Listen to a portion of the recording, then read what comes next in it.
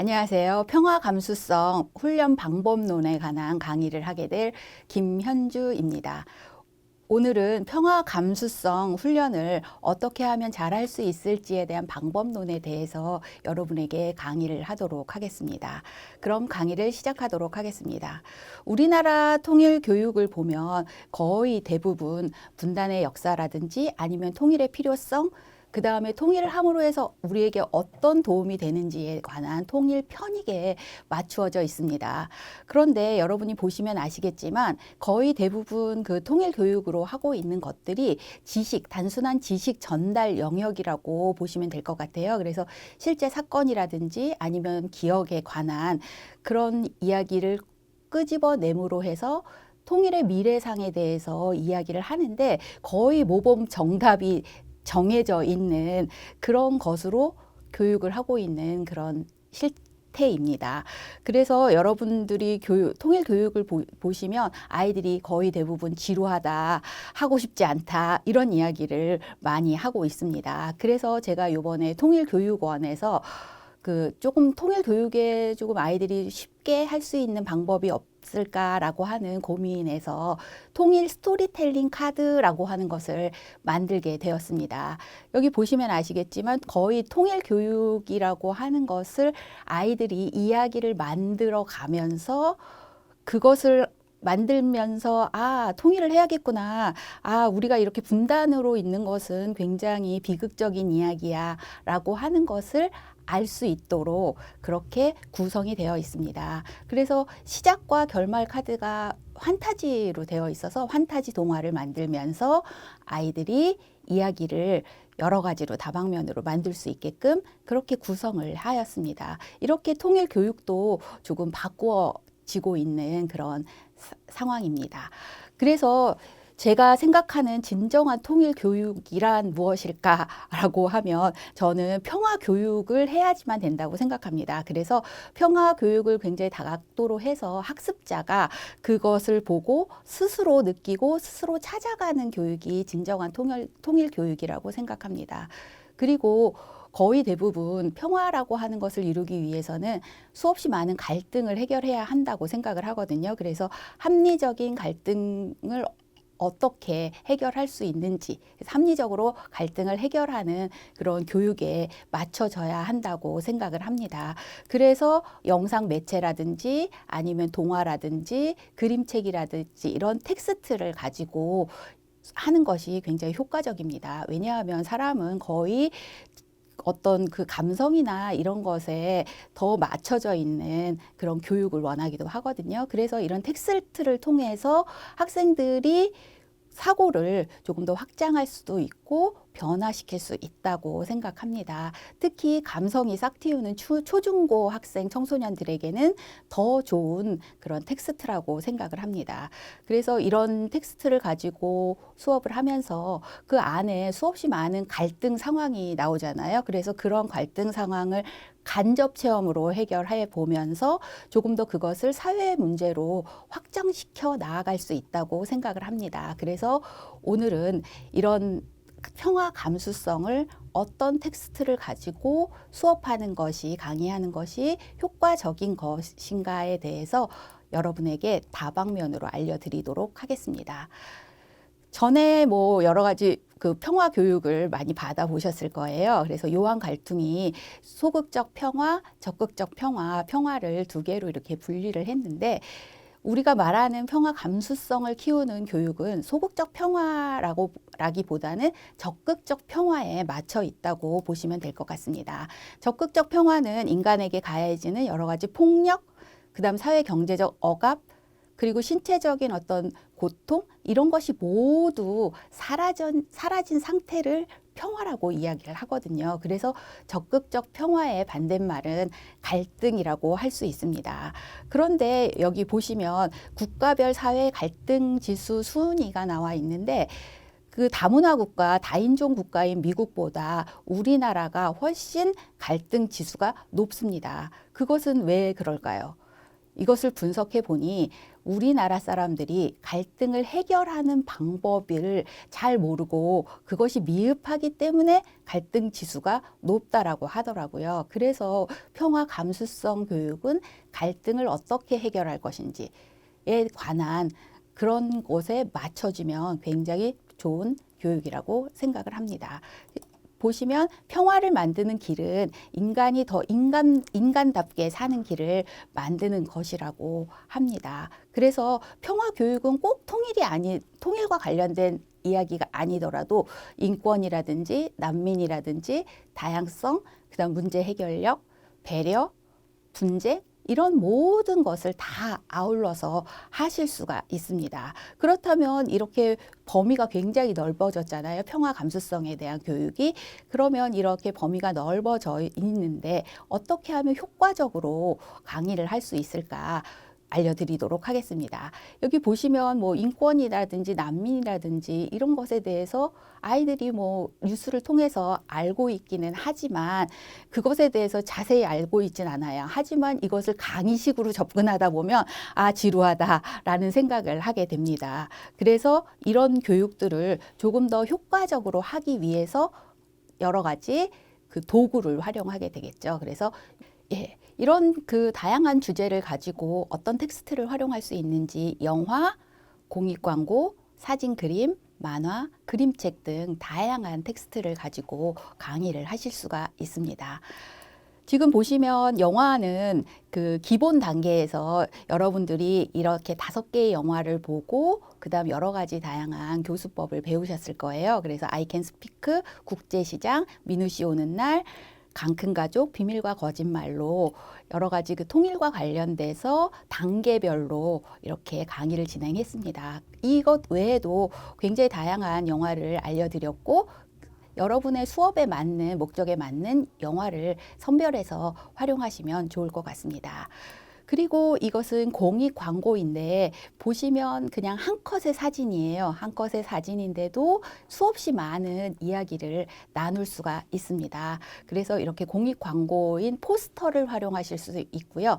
영상도 유튜브에 찾아보시면 굉장히 다양하게 있습니다. 우리나라 공익 광고뿐만 아니라 외국의 공익 광고도 찾아보실 수가 있습니다. 그래서 그 인권이라든지 아니면 난민과 관련된 공익 광고로 수업을 진행하셔도 괜찮습니다. 그리고 지금 보시면 아이들이 바닥에 널브러져 있는 그 사진 중에 고르고 있는 그런 그 화면을 보실 수 있을 거예요.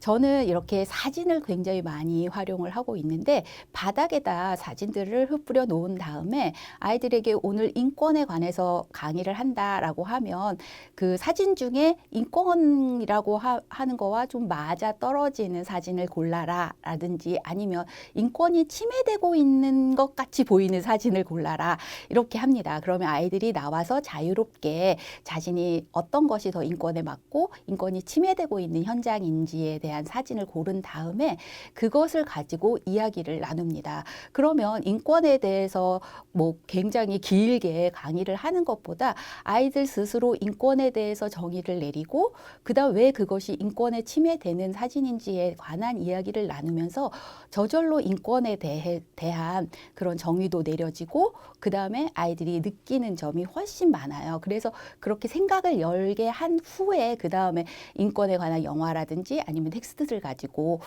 수업을 진행합니다. 그리고 이렇게 그림 카드도 많이 나와 있어요. 그래서 그림 카드를 보면은 좀 현실적인 그런 우리가 주변에서 느낄 수 있는 그런 이미지 카드를 가지고도 활용하실 수가 있습니다. 그리고 통일교육원에 가보시면 애니메이션들이 굉장히 다양하게 있습니다. 그래서 선생님들의 수업 주제에 맞게끔 이렇게 애니메이션 골라서 활용하셔도 됩니다. 그리고 또 애니메이션만 있는 게 아니라 이게 영상으로 만화도 있습니다. 그래서 그 중에서 선생님들이 다 다운받게끔 되어 있거든요. 그래서 거기에서 다운을 받으시면 될 것 같습니다. 여기 보시면 그 영상 중에 하나인 무인도라고 하는 영상인데 남한의 청년과 북한의 청년이 무인도에서 만나가지고 있는 그런 이야기인데 아이들이 이런 이야기를 보면서 또 느끼는 점이 많이 있겠죠. 그래서 이런 영상 매체를 활용하셔도 굉장히 좋습니다.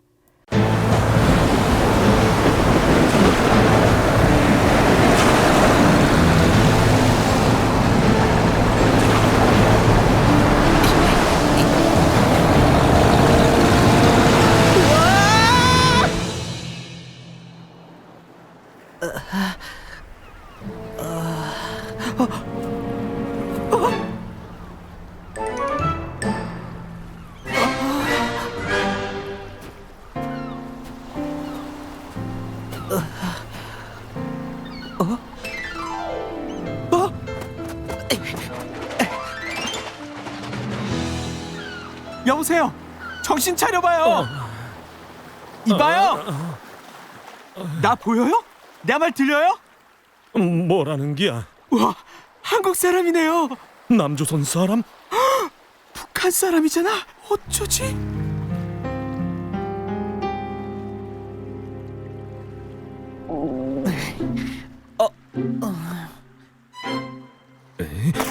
자,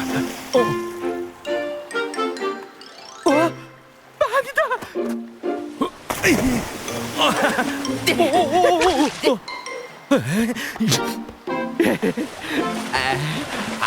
갓나 새끼, 너 때문에 다 잡은 물고기를 놓쳤잖네. 빵. 배고파 죽겠는데.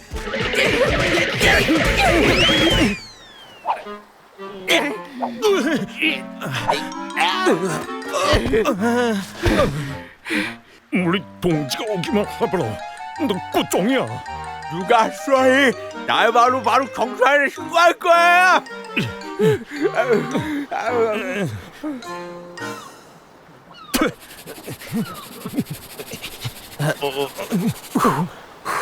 나 살자고 도와주는 거예요.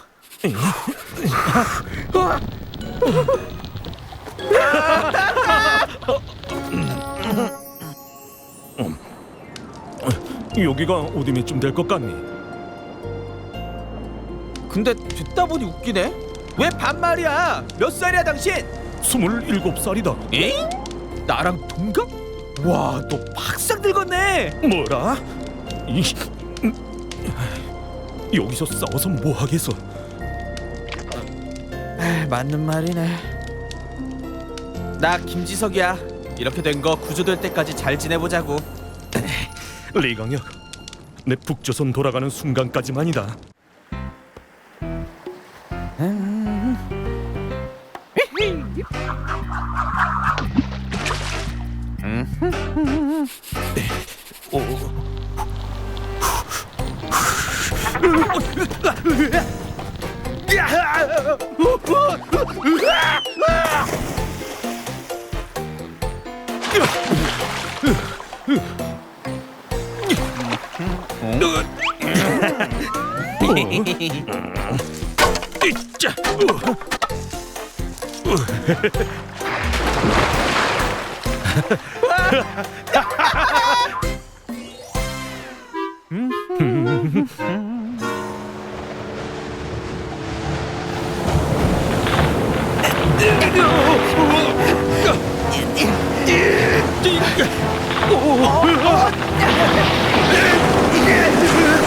포기해! 위험해! 내래 집 가려면 이게 반드시 있어야 한다. 안돼!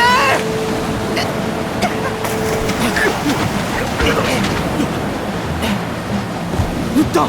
늦더라고 리강혁! 다행이다! 다행이야!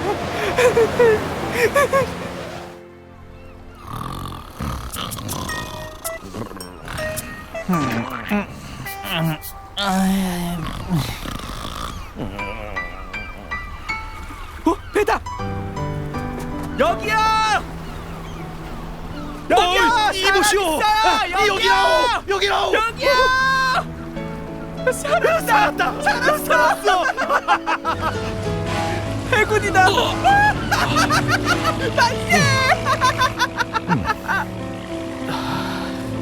김지석 27세 신원 확인해 주시고 리강혁 27세 북한 주민 태풍에 떠밀려왔답니다.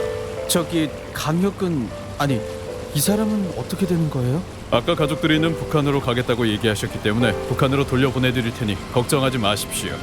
아 북한으로 잘 됐네. 우리가 있던 저 섬 이름이 뭐죠? 무인도의 이름이 어디 있습니까? 평화도. 어? 저 섬 이름은 평화도라고. 내래 남조선 친구랑 형제로 살았던 섬. 내 평생 평화도에서의 기억은 잊지 못할 거야. 나도. 또 보자. 그럴 수 있겠지? 통일되면 제일 먼저 나부터 찾으라. 넌 꼭 내가 하려는 말을 먼저 하더라. 그래서 지금까지 영화, 공익광고, 사진과 그림, 만화, 그림책 이렇게 다양한 텍스트가 있다라고 하는 것을 알려드렸고요. 그림책을 가지고 어떻게 그 평화 감수성 수업으로 연결할 수 있는지에 대한 것을 알려드리도록 하겠습니다.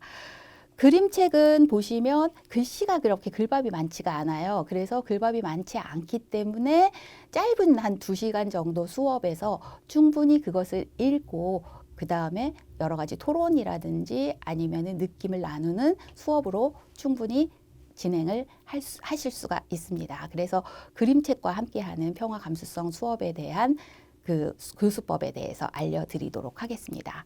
보시면 다양한 그림책을 가지고 8회차로 수업을 한 수업안이 나옵니다. 여기 나와 있는 그림책들은 그 통일과 관련된 그런 직접적인 그림책이라고 보시면 되고요. 여기 주제를 보시면 그 하나의 그림책 안에도 굉장히 다양한 주제를 담고 있습니다. 그래서 8회차로 이렇게 연결을 해서 진행을 하셔도 되고 이 중에 내가 수업하는 주제와 맞다라고 생각하시는 게 있으면 그 그림책을 선정해서 수업을 하셔도 괜찮습니다. 그리고 학생들에게 제가 그림책을 가지고 수업을 하다 보면 아이들이 그 글만 있는 게 아니라 그림이 있기 때문에 느끼는 것이 다 달라요. 그림을 보면서. 그래서 훨씬 더 많은 것을 이야기 나눌 수 있는 텍스트라고 생각을 합니다. 그래서 평화 감수성은 인권이라든지 난민이라든지 다양성, 문제 해결력, 배려 이런 것들을 모두 다 아울러서 수업을 하실 수가 있습니다. 그래서 제가 인권, 난민, 다양성, 문제 해결력, 배려와 관련된 그림책을 먼저 소개해 드리도록 하겠습니다. 여기 보시면 제가 9권을 선정을 했는데 정말 이 주제와 관련된 그림책은 무지막지하게 많아요. 그래서 선생님들이 좀 검색을 하셔서 찾아보셔도 되고요. 제가 소개해드린 9권에서 선정을 하셔도 괜찮습니다. 첫 번째 내가 라면을 먹을 때라고 하는 그림책, 그 다음 말랄라의 이야기인 말랄라 우리가 세상을 바꿀 수 있어요 라고 하는 거와 거짓말 같은 이야기, 텅 빈 냉장고, 초코곰과 젤리곰, 할머니의 식탁, 갈색 아침, 돌 씹어 먹는 아이, 집으로 이렇게 9권을 한번 선정을 했는데요. 9권이 어떤 내용인지 하나하나 살펴보도록 하겠습니다. 제일 처음 라면을 먹을 때라고 하는 그림책이에요. 이 그림책은 아이가 라면을 먹고 있을 때 지구 건너편 어디에서 인간은 또 학교도 가지 못하고 대신 나가서 부모 대신 나가서 일을 해야 하는 아이도 있고 나라가 전쟁이 일어나서 어린 나이에 총을 들고 전쟁터에 나가야 하는 그런 아이들도 있습니다. 그래서 그런 것 내가 라면을 먹고 그 다음에 공부를 하고 있을 때 아니면 편안한 자세로 앉아가지고 책을 보고 있을 때 이럴 때 지구 건너편 어디에선가 어떤 아이는 울고 있을 것이다 라고 하는 것을 생각할 수 있게끔 해주는 그런 그림책입니다. 그래서 이 뒤에 이런 내용이 나와요. 밥을 먹을 때, 텔레비전을 볼 때, 또는 화장실에서 똥을 눌 때 이웃집 친구는 다른 나라 어린이는 무엇을 하고 있을지 생각해 본 적이 있나요? 아마 없을 거예요. 하지만 이 그림책을 본 다음에는 그런 생각을 할 수 있겠죠. 그래서 내가 라면을 먹을 때는 우리 모두가 언제 어디서나 서로 이어져 있음을 감동적으로 보여주는 그림책입니다. 그래서 마지막에 바람이 분다 이런 식으로 해서 끝을 맺거든요. 그래서 내가 지금 부는 바람이 어디에선가에서 불어오는 바람이고 그 바람을 맞고 있는 지구 반대편에 있는 아이도 있다. 그래서 우리의 지구는 모두 다 연결되어 있다라고 하는 것을 아주 간략하게 그림책으로 보여주고 있습니다. 두 번째는 말랄라의 이야기입니다. 이 말랄라라고 하는 아이는 최연소 노벨 평화상을 받은 아이입니다. 이 아이는 파키스탄에 살고 있는 아이인데요. 그 탈레반이 점령하고 있는 지역에 살고 있는 아이라고 그러더라고요. 근데 탈레반이 여자 아이들은 절대 학교에 가지 말아야 한다라고 하는 그런 이야기를 했대요. 그래서 이 말랄라는 너무 학교에 가고 싶었던 거예요. 그래서 그것에 대해서 부당하다라고 하는 것을 알리게 되었고, 그것을 불편하게 느낀 탈레반 병사가 아이의 머리를 향해서 총을 쏘았어요. 그래서 머리에 총을 맞고 영국으로 옮겨져서 치료를 받아서 그래도 많이 나아졌다고 하더라고요. 그래서 이렇게 학교도 가지 못하고 인권이 무시당하는 그런 아이들에 대해서 목소리를 내고 있는 말랄라의 이야기입니다. 그래서 이 안에는 그 어린 나이에 돈에 팔려가는 그런 어린 신부에 대한 이야기도 나와 있고요. 다양한 그 지구촌에 그 인권을 침해당하는 아이들의 이야기가 나와 있습니다. 그래서 선생님들이 그런 주제로 강의를 하신다라고 하면 말랄라의 이야기로 강의를 하시는 것도 굉장히 좋을 것 같다는 생각이 듭니다. 그 다음에 세 번째는 거짓말 같은 이야기라고 하는 그림책입니다. 이것도 마찬가지로 소리라고 하는 우리나라의 아이가 있어요. 우리 아이는 화가라고 하는 꿈을 가지고 나는 화가가 될 거야 라고 하면서 열심히 그림을 그리고 있습니다. 하지만 소리와 달리 그 어떤 아이들은 뭐 총을 들고 전쟁터에 나간 그런 아이도 있고, 그 다음에 하루 종일 지하에서 카펫을 짜고 있는 그런 아이도 있습니다. 그 다음에 말라리아라고 하는 약만 먹으면 되는 그런 병에 죽어가는 그런 아이들도 있어요. 그 이야기를 들은 소리는 이야기합니다. 그거 모두 거짓말이지라고 이야기를 해요. 하지만 그 이야기들은 거짓말이 아닙니다. 그래서 맨 뒤에 아니 거짓말 같은 우리의 진짜 이야기란다라고 이야기를 합니다. 그래서 여기에 나와 있는 그 6명의 그 아이들이 있어요. 그 아이들의 사진을 선생님들이 조금 프린트를 한 다음에 벽에 붙여놓고 아이들에게 포스트잇을 나눠주고, 이 아이들을 어떻게 하면 도와줄 수 있을까를 포스트잇에 적어서 그 아이 옆에 붙여주는 그런 활동을 하시면 굉장히 아이들이 스스로 느낄 수 있는 그런 활동이 될 수 있다고 생각합니다. 제가 지금 아이들이라고 했는데 이것은 꼭 청소년에만 국한되어 있는 수업이 아닙니다. 성인에게도 굉장히 좋은 활동이라고 하실 수가 있습니다. 그 다음은 텅 빈 냉장고라고 하는 그림책입니다. 이것은 이웃과 관련된 그림책이에요. 여기 보시면 아파트인데 층마다 색깔이 다 달라요. 여기 색들은 이 집에서 가지고 있는 음식의 재료의 색입니다. 맨 아래에 있는 거는 주황색인데 당근입니다. 이 아저씨는 말라 비틀어진 당근만 가지고 계십니다. 그 다음에 위에는 노란색인데 치즈입니다. 그 다음은 시금치고, 그 다음 토마토고, 그 다음에 밀가루입니다. 이렇게 층마다 한 가지밖에 재료를 가지고 있지 않아요. 저녁을 먹기 힘들겠죠. 그런데 이 모든 것을 모아가지고 파이를 만들어서 이웃과 함께 나누어 먹는 그런 여러 활동들이 나와 있습니다. 그래서 마지막 페이지를 보면 이분들이 밖을 내다보니까 밖에도 파이 파티가 열린 거예요. 그래서 이웃과의 나눔을 실천할 수 있는 그런 그림책이라고 보시면 될 것 같습니다. 그 다음은 초코곰과 젤리곰이라고 하는 그림책입니다. 초코곰과 젤리곰은 그 흑인 그 차별에 관한 그런 이야기를 담고 있는 그림책이에요. 그래서 초코곰은 초코곰이랑만 놀아야 되고요. 젤리곰은 젤리곰하고만 놀아야 된다고 합니다. 하지만 초코곰은 젤리곰이 너무 좋았어요. 그래서 둘은 너무 같이 만나가지고 놀고 싶은데 절대 놀 수가 없는 거죠. 그래서 둘이 같이 놀 수 있는 장소를 찾아서 떠납니다. 그래서 둘이 같이 만나서 그 다음에 그런 장소를 찾게 되었고, 거기에서 결혼을 해서 초코틴과 젤라코라고 하는 아이를 낳게 됩니다. 그래서 선생님들이 인권이라든지 아니면 차별 이런 거로 수업을 하고 싶으시다면 초코곰과 젤리곰이라고 하는 그림책을 활용하시면 굉장히 효과적인 수업을 진행하실 수 있을 것이라고 생각합니다. 그 다음에는 할머니의 식탁이라고 하는 그림책입니다. 할머니의 식탁은 여기 보시면 할머니께서 이렇게 맛있는 스튜를 만들고 계세요. 이 할머니께서 맛있는 스튜를 만들고 계신데 냄새가 솔솔 바깥으로 이렇게 퍼져 나가서 바깥에 있는 사람들이 똑똑 문을 두드리면서 스튜를 나누어 달라고 이야기합니다. 할머니는 똑똑 문을 두드리는 모든 사람에게 스튜를 나누어 줘요. 다 나누어 주고 아 나도 한 그릇 먹어야지라고 했는데 냄비는 빈 냄비가 되었습니다. 그래서 할머니가 저녁을 굶게 된 상황이에요. 그때 노크 소리가 들립니다. 할머니에게 스튜를 얻어먹은 그 사람들이 자기가 가지고 있는 것들을 하나씩 가지고 할머니에게 선물을 드립니다. 그래서 모두 모여서 행복한 저녁을 맞는 그런 이야기예요. 그래서 나눔과 관련된 그런 이야기로 선생님들이 평화 감수성을 수업을 하고 싶다라고 하면 할머니 식탁을 그림책을 활용하시면 굉장히 좋을 것 같습니다.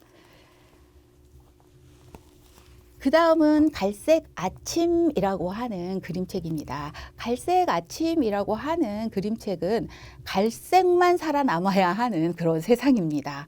이 갈색만 살아남아야 하는 이런 세상에서 갈색 고양이만 남고 나머지 색깔들은 모두 그 독이 든 음식을 먹여서 죽입니다. 그러면서 하는 말은 그런 갈색이 아닌 고양이나 강아지는 우리에게 병균을 옮길 수 있어 라고 하면서 모든 갈색이 아닌 동물들은 모두 죽임을 당하죠. 그리고 나서 갈색 일보만 살아남고요. 그 다음 갈색 출판사만 살아남습니다. 모든 세상은 갈색으로 바뀌게 되죠. 그런데 여기 주인공은 생각합니다. 아, 나는 상관없어. 나는 뭐 항상 갈색 고양이와 갈색 개만 키웠고, 그 다음에 내가 다 갈색 일보만 보고 갈색 출판사 책만 봤잖아. 그러니까 나에게는 아무런 위험이 없을 거야 라고 안심하고 있습니다. 그리고 아무런 목소리도 내고 있지 않습니다. 그때 그 문을 두드리는 소리가 들려요. 바깥에는 경찰이 와 있습니다. 자기는 아무것도 하지 않았는데 왜 이 사람을 잡으러 왔을까요? 바로 이 사람의 친구가 갈색이 아닌 고양이를 가지고 있었던 거예요. 그래서 어차피 자기가 이런 부당한 상황에서 자기가 목소리를 내지 않는다면 결국 나에게도 그 피해가 올 수밖에 없다라고 하는 것을 알려주는 굉장히 심도 있게 이야기를 나눌 수 있는 그런 그림책입니다.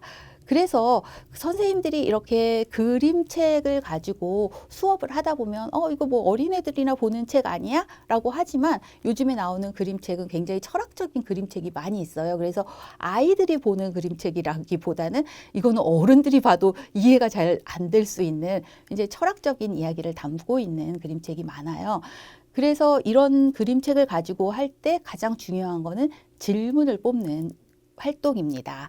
그래서 라파엘의 발문법이라고 하는 것을 활용해서 질문을 선생님들이 뽑는 게 아니라 그 수업을 듣는 그런 분들이 직접 질문을 뽑고 그다음 거기에 대해서 답을 할 수 있게끔 해주시는 것이 굉장히 효과적입니다. 그래서 라파엘 발문법을 보시면 1단계부터 4단계까지 있어요. 그래서 선생님들이 1단계를 먼저 하고 2단계 넘어가고 2단계에서 3단계, 그 다음에 4단계는 토론을 할 수 있는 확장 질문입니다. 그래서 4단계 질문을 중에 하나를 뽑아서 토론으로 연결을 시키면 자연스럽게 다양한 방법으로 수업이 가능합니다. 그래서 1단계에서는 단순한 사실을 가지고 선생님들이 질문을 뽑게끔 합니다. 단순 사실은 답이 있는 것입니다. 그리고 두 번째는 생각을 한번 해볼 수 있는. 그래서 여기 그 갈색 아침으로 만약에 질문법에 따라서 질문을 뽑는다면 단순 사실은 이 주인공의 친구가 나와요. 그래서 주인공의 친구 이름은 무엇입니까? 이렇게 답이 있는 질문을 뽑는 게 1단계입니다. 그 다음에 2단계는 생각 추론이에요. 이렇게 뽑을 수도 있겠죠. 이 주인공이 그 갈색 자식이 아닌 고양이나 강아지가 죽어갈 때 어떤 생각이 들었을까? 뭐 이런 것들을 이야기한다고 하면 아마 생각 추론으로 질문을 다양하게 뽑을 수 있을 것입니다. 그 다음에 3단계는 작가에게 말 걸기입니다. 도대체 작가는 왜 이런 이야기를 썼을까? 그러니까 이제 갈색 아침으로 한다면 왜 작가는 그 수없이 많은 색깔 중에 갈색을 선택했을까? 이런 질문을 만들어 보면은 작가에게 말 걸기 질문이 되겠죠. 그 다음에 4단계는 이 책에 있는 내용을 내 삶에, 우리 사회로 전환시킬 수 있는 그런 이야기입니다. 우리가 이제 학생들을 대상으로 하신다면 학교 폭력과 관련된 그런 상황이 굉장히 많이 아이들이 접했을 거예요. 그런 학교 폭력 상황에서 나는 그 상황이 아니니까, 나는 뭐 그 친구하고 아무런 관계가 없으니까 나는 괜찮아 라고 그냥 모르는 척을 한 적이 없었는지에 관한 것으로 토론을 해보면 사회 문제로 연결될 수 있는 그런 질문까지 연결해서 토론으로 연결할 수가 있겠죠. 그래서 라파엘 발문법을 조금 더 자세히 설명을 해드리면, 여러분이 쿵푸 팬더라고 하는 만화 영화를 모두 보셨을 것 같아요. 그래서 쿵푸 팬더의 예로 한번 다시 라파엘 발문 실습을 한번 해보도록 하겠습니다. 1단계는 맞습니다. 답이 있는 단순 사실을 가지고 질문을 뽑아보는 겁니다. 그래서 그 쿵푸 팬더로 뽑으면 팬더가 그 성문이 다 닫혔잖아요. 그때 로켓을 타고 위로 삥 올라가가지고서는 그 성 안으로 들어가는데, 그때 외쳤던 말이 있습니다. 그래서 그때 외쳤던 말은, 이렇게 질문을 뽑으면 답이 있는 질문이 되겠죠. 그 다음에 2단계에서 팬더가 그 어렸을 때 이제 버려졌잖아요. 그래서 팬더의 어린 시절은 어땠을까라고 하는 것으로 뭐 질문을 뽑는다든지, 3단계는 작가에게 말 걸기예요. 그래서 왜 영화 속의 사부들은 모두 다 남자일까? 뭐 이런 것으로 작가에게 말 걸기 질문을 뽑을 수가 있겠죠. 그 다음에는 이제 쿵푸 팬더 영화를 본 다음에 우리의 사회, 삶과 연관되어 있는 질문을 한번 뽑아보면 어떤 질문을 뽑을 수가 있을까요? 저는 이런 질문을 한번 뽑아봤습니다. 용의 전사가 5명이 있잖아요. 5인방이 열심히 진짜 훈련에만 매진했던 그런 5인방입니다. 근데 갑자기 하늘에서 뚝 떨어진 쿵푸 팬더가 용의 전사로 지목을 받잖아요. 그렇게 정말 열심히 했던 그 친구들을 제치고 팬더를 지명한 것은 공정한 일일까? 요즘에 공정의 가치에 대해서 굉장히 많은 이야기를 하고 있잖아요. 그래서 이런 질문으로 토론을 연결한다면 라파엘 발문법 단계만으로도 충분히 선생님들이 수업하려고 하는 목표를 달성하실 수 있을 것이라고 생각합니다. 그래서 선생님들이 그림책을 활용하실 때 라파엘 발문 실습법을 많이 활용해 보시면 좋을 것 같습니다. 그 다음에 지브로라고 하는 그림책인데요. 이 지브로라고 하는 그림책은 난민과 관련된 그림책입니다. 멕시코에 살고 있는데 미국으로 이제 일을 하러 엄마 아빠가 가신 거예요. 그래서 아이는 미국에서 태어났습니다. 그러니까 미국 시민이죠. 그런데 엄마하고 아빠가 우리 집으로 가자라고 하면서 이야기를 하는 거예요. 우리 집은 여긴데 엄마 아빠가 어디 집으로 가자고 하는 거지? 엄마 아빠의 집은 멕시코죠. 그래서 아이는 되게 궁금했어요. 집으로 간다라고 하는 그 말 자체가. 그런데 같이 멕시코로 떠나면서 진짜 우리의 집은 여기구나라고 하는 것을 알게 되는 그런 이야기입니다. 그리고 자기가 그쪽에서 이제 노래를 부르고 춤을 추는 엄마의 모습을 보면서 굉장히 흥겨운 거예요. 그래서 나의 어떤 정체성까지도 깨닫게 되는 그런 이야기를 담고 있는 그림책입니다. 그래서 지금까지 선생님들한테 9권의 그림책을 소개해 드렸는데, 한 권은 제가 좀 더 깊이 하기 위해서 8권을 먼저 이야기를 해 드렸습니다. 그래서 이 8권, 9권을 가지고 선생님들이 인권이라든지 아니면 난민이라든지 문제 해결력과 관련된 평화 감수성 교육에 다양하게 활용하시면 좋을 것 같습니다.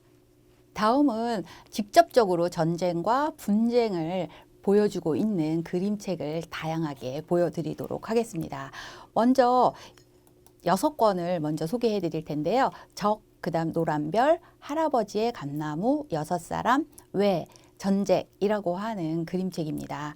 이 그림책들은 전쟁 상황이고 그 다음에 전쟁을 겪은 후라든지 여러 가지 그런 전쟁과 관련된 그런 이야기를 하고 있는 그림책입니다. 이 그림책은 그 적이라고 하는 그림책인데 굉장히 많이 알고 계시는 분들 있으실 거예요. 여기 적이라고 하는 그림책은 이 그림에서 보시는 것처럼 그 병사들이 있어요. 대치하고 있는 2명의 병사가 있습니다. 병사가 그 땅 속에 들어가 가지고서 서로 대치되어 있는 상황인데 그 밥을 먹고 싶어도 불을 피울 수가 없습니다. 왜냐하면 불을 피우면 자기가 있는 위치가 발각이 되기 때문에 그렇습니다. 그래서 그 쫄쫄 굶다가 안 되겠어 먹어야 돼 하고 불을 피우면 반대편에 있는 병사도 불을 피우고 밥을 해서 먹습니다. 이 사람들은 계속해서 대치하고 있는 것은 적에 대해서 굉장히 안 좋은 인식을 가지고 있기 때문에 그렇습니다. 그래서 마지막에 결국 여기서 이렇게 죽으나 아니면은 뭐 적에게 총에 맞아 죽으나 똑같이 죽는 거는 마찬가지야 라고 생각하고 적군의 진지로 이렇게 들어가게 됩니다. 그런데 적군이 보이지 않고 적군이 남겨놓은 가족 사진과 편지가 있는 거예요. 그래서 그걸 보면서 결국 적이나 나나 똑같은 사람이다라고 하는 것을 느끼는 그런 그림책입니다. 이 그림책도 굉장히 다양한 이야기를 할 수 있는 그런 그림책이고 그림이 굉장히 다 간략하게 되어 있어요. 그래서 훨씬 더 많은 그런 투사를 할 수 있는 그림책이라고 보시면 좋을 것 같습니다. 그 다음에 노란 별이라고 하는 그림책이에요. 노란 별 하면은 떠오르는 게 있으시죠? 예, 유대인에 관한 이야기입니다. 이 유대인에 관한 이야기인데 덴마크 왕에 관한 이야기예요. 덴마크에 이제 독일군이 들어와서 이제 명령을 합니다. 너의 나라에 유대인은 모두 노란 별을 달고 있어야 해 라고 하는 것을 명령을 하게 되었어요. 덴마크 왕은 그날 고심을 하게 됩니다.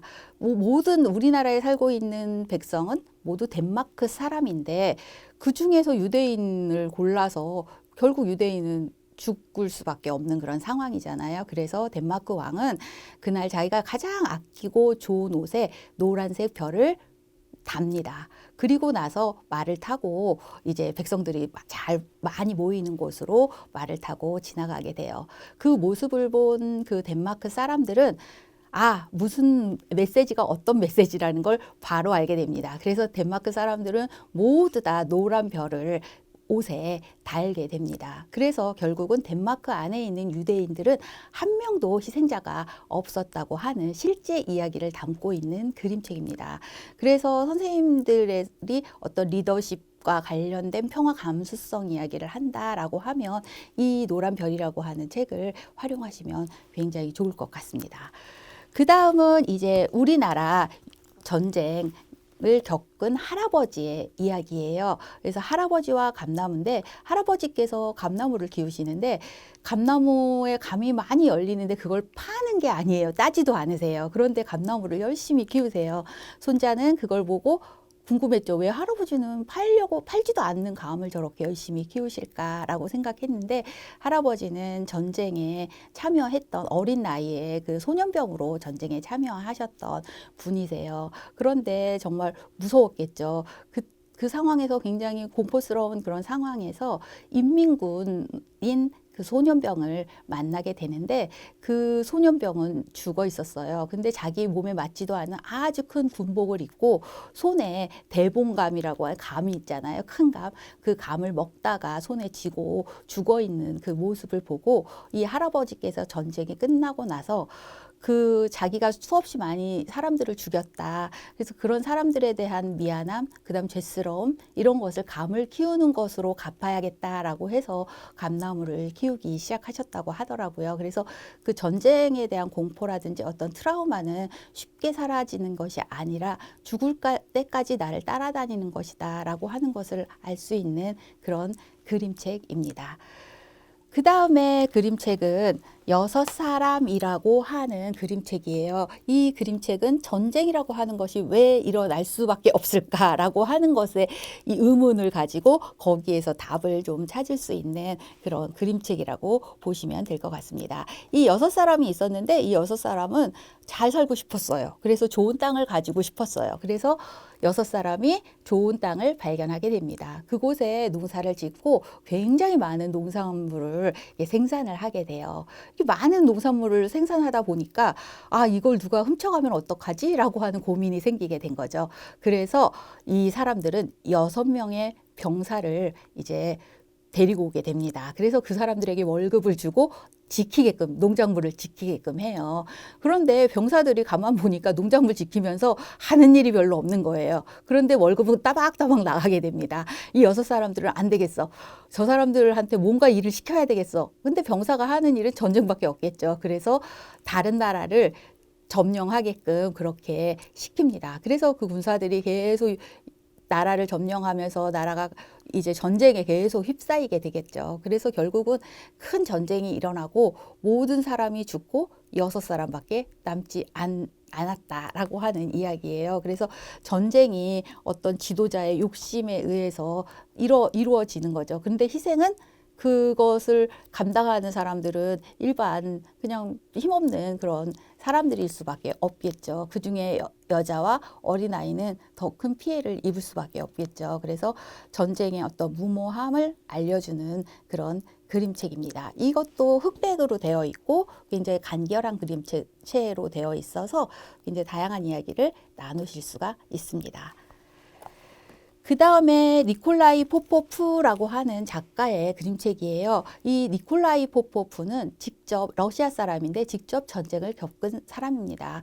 그래서 어린 나이에 전쟁으로 인해 가지고 주변에 있는 사람들이 어제까지만 해도 아저씨 하면서 따랐던 사람이 갑자기 전쟁터에 나가서 죽었다던가 아니면 어떤 아저씨는 다리가 잘리거나 팔이 잘려서 다시 돌아왔다거나 이런 모습을 보면서 전쟁은 정말 미친 짓이다. 전쟁은 정말 있어서는 안 된다라는 생각으로 이 그림책을 만드셨다고 하더라고요.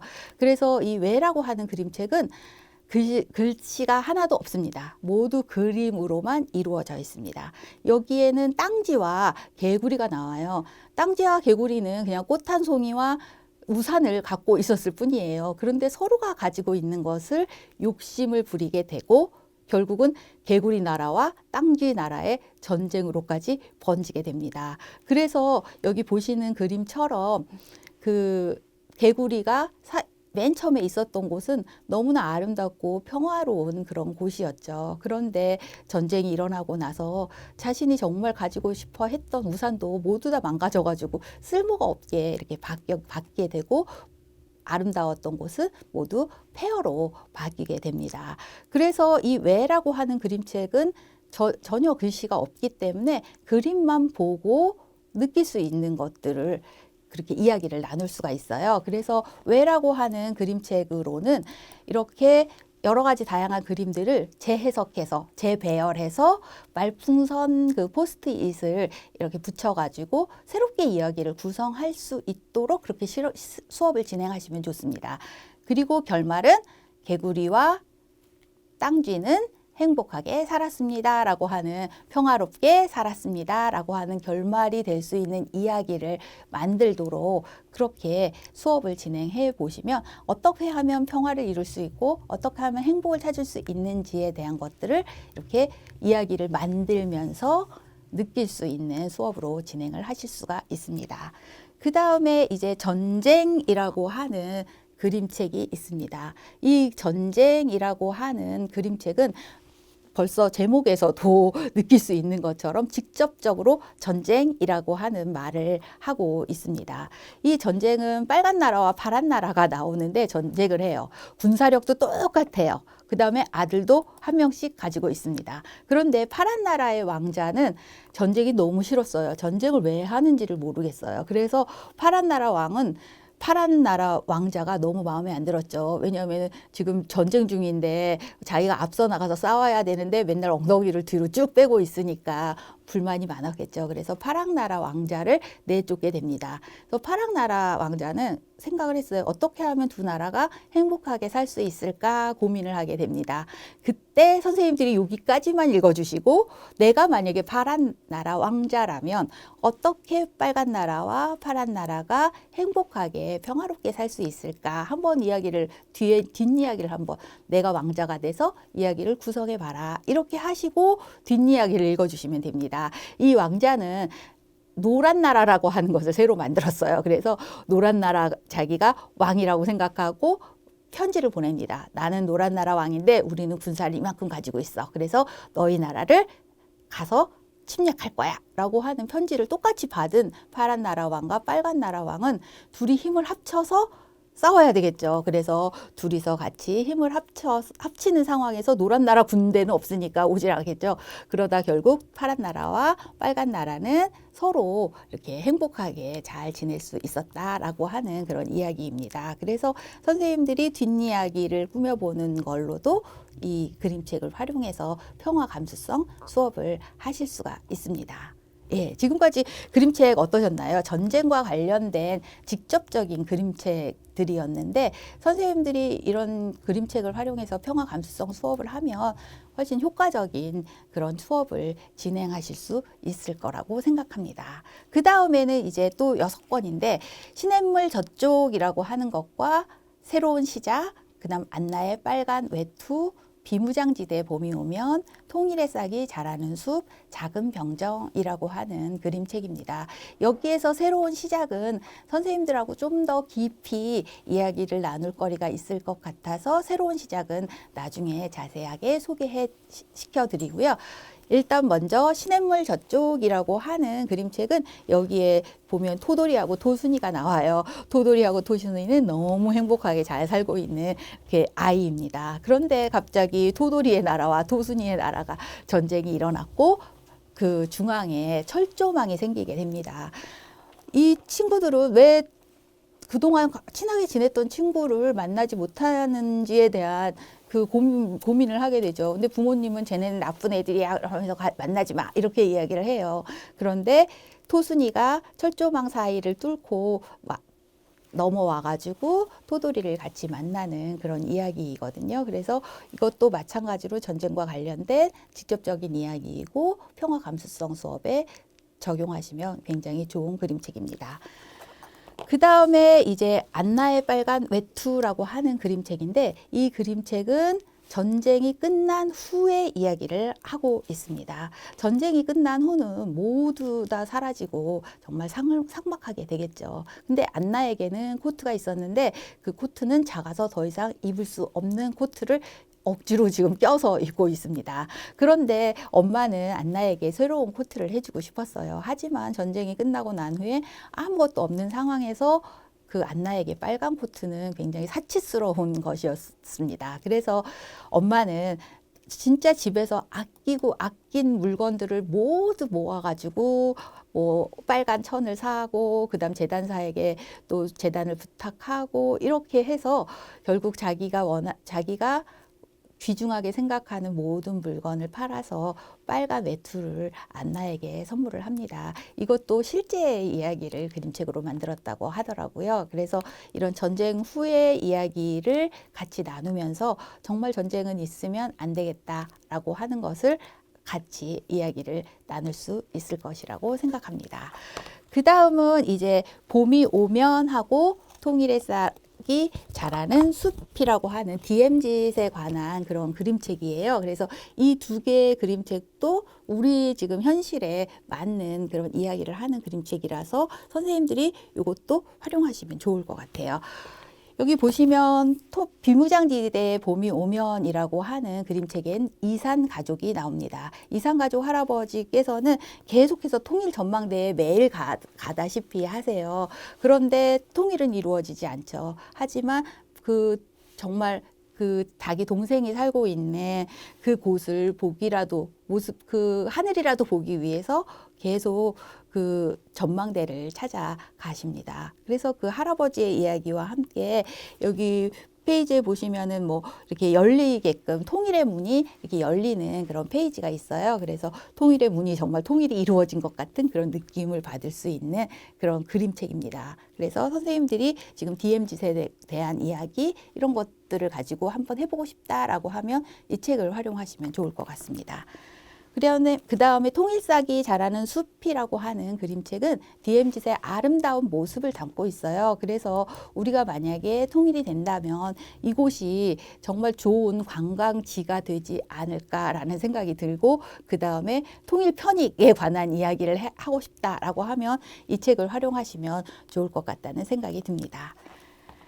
그 다음엔 이제 작은 병정이라고 하는 그림책인데, 이 작은 병정의 나라에서도 전쟁이 일어나게 돼요. 작은 병정은 군인으로 참전을 하게 됩니다. 이 작은 병정이 참전해서 그 전쟁터는 진짜 비극일 수밖에 없겠죠. 바로 옆에서 밥을 같이 먹었던 친구가 바로 옆에서 죽는다던가 이런 것들을 계속 경험하면서 전쟁을 치르게 돼요. 결국 작은 병정의 나라가 승리를 하게 됩니다. 승리를 하고 작은 병정은 살아서 집으로 돌아왔지만 모든 것은 다 파괴되어 있죠. 그래서 전쟁은 승리를 하는 사람이나 아니면 패배하는 사람이나 모두 다 폐허가 되는, 그 이득은 아무것도 없다라고 하는 것을 알려주는 그런 그림책이라고 생각하시면 됩니다.